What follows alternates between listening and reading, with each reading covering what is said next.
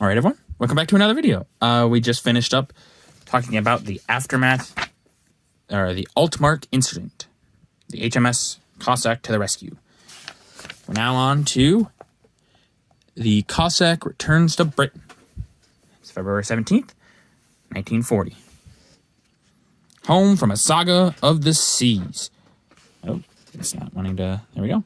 After her successful expedition, HMS Cossack returned to Britain with sailors she had rescued from the German prison ship Altmark.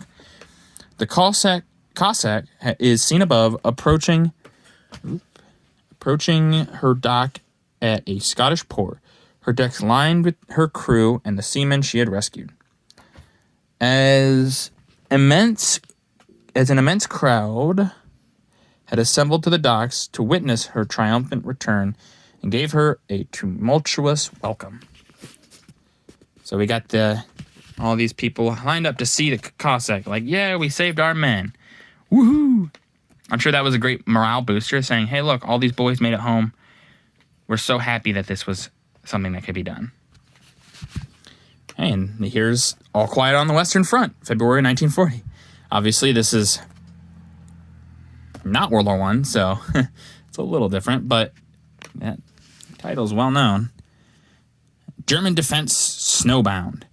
The desolate scene at the west wall of the Siegfried Line, Germany's main defense sector, facing the French Maginot Line, is a continuous line running from Switzerland along the Rhine to Saarbrücken, and through Aix-la-Chapelle on the Belgian border. It is composed of 2, 3, and sometimes 4 string of forts, sometimes as deep as 9 miles. Let me see all that.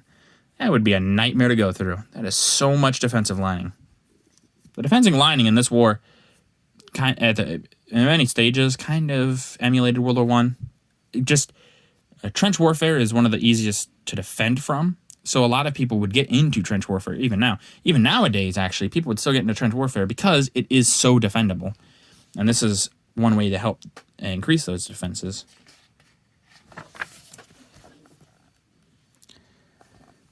And here we are. It's a big page. London turns out to welcome the conquerors of the Graf Spree. February 23rd, 1940. River Plate battle heroes honored. On February 23rd, London gave her tumultuous welcome to the officers and men of the cruiser Ajax and Exeter, victors of the battle against the German pocket battleship, the Admiral Graf Spree, off Montevideo in December 1939. See pages 39 to 43, which I covered in a previous video. There was a royal investiture of the house. Hold on, there was first a royal investiture at the Horse Guards Parade, at which the Rear Admiral Harwood, commander of the Exeter, received the KCB, and other officers, petty officers, and men who had shared in the action were decorated. Afterwards, the men marched to the city, where a ceremonial luncheon was given in their honor at the Guildhall, and the Lord Mayor, Winston Churchill, and other paid tribute to the Navy's latest exploit. In the picture on these pages, the procession is passing Admiralty Arch between sidewalks jammed with cheering Londoners. These people are so excited. They're saying, hey, good job, you did it, you beat the pocket battleship. Which, that'd be big. Those pocket battleships at all, were a big thing to deal with, and it helped cripple the German Navy, which is a big thing. If their Navy was more effective, it could have changed the war, honestly. The British Prime Minister pays a visit to France, February 1940. It says the BEF passes in review. Prime Minister Neville Chamberlain and the British Commander-in-Chief, Lord Gort, watching a detachment of the British Army pass in review at a highway in France. The Prime Minister spent more than 2 weeks inspecting the troops, traveling up to the front and living with the Empire's soldiers, and returned to England well pleased with the morale and condition of Allied forces. So there's them inspecting the troops, going, hey, these guys look pretty good. I'm sure hopefully they'll be happy to see us and they'll have a good defense. Yeah. And this is the last video for today. New Zealand greeting for HMS Achilles, February 23rd, 1940. New Zealand sailors home. New Zealand had a rousing welcome ready for her naval heroes when HMS Achilles visited Auckland on February 23rd.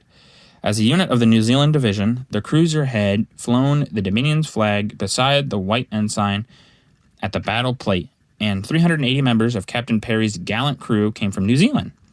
Achilles' deadly fire, unswerving as the great Graf Spee shell dropped all around her, had helped to speed the inglorious foe on her quest for safety in Montevideo. I'm sure those guys felt really happy. They're like, yeah, we're representing New Zealand in this empire, which, this is a good thing. I think this is really neat. But, yeah, that's going to be it for this video. I hope you guys liked. If you did, like the video. If you didn't, leave a comment. Tell me what I can improve on, actually. I haven't said that in the past, but, yeah, leave a comment. Tell me what I can improve on. And if you can, subscribe. It's always helpful. So, thank you.